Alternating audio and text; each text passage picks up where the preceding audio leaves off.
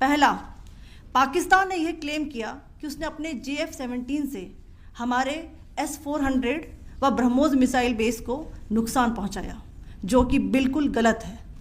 दूसरा, उसका ये भी मिस इन्फॉर्मेशन कैंपेन था कि हमारी एयरफील्ड्स जो कि सिरसा, जम्मू, पठानकोट, बठिंडा, नलिया और भुज में हैं, ये उसका मिस इन्फॉर्मेशन भी बहुत गलत है।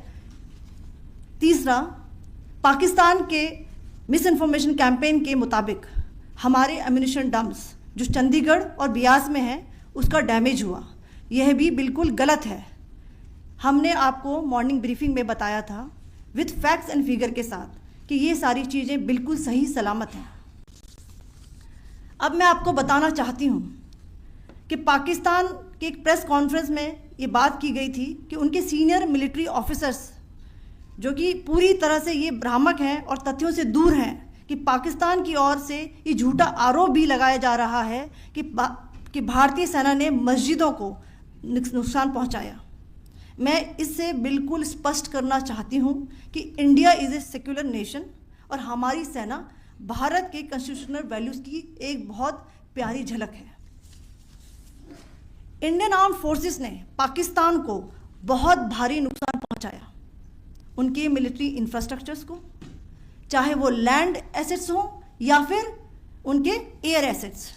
यही नहीं, इंडियन आर्म फोर्सेस ने पाकिस्तान की एयरफील्ड्स स्कर्दू, जकोबाबाद, सरगोदा और बुलारी को बहुत नुकसान पहुंचाया। इसके अलावा पाकिस्तान के air defence system, radar system, उनको भी एयर स्पेस में अनटेनेबल किया। यह भी बताना चाहती हूँ कि लाइन ऑफ कंट्रोल के पास पाकिस्तान के command and control logistic installations और उनके मिलिट्री इंफ्रास्ट्रक्चर्स, मिलिट्री पर्सनल्स का इतना भारी नुकसान हुआ कि पाकिस्तान की ऑफेंसिव व डिफेंसिव कैपेबिलिटी को नष्ट कर दिया गया।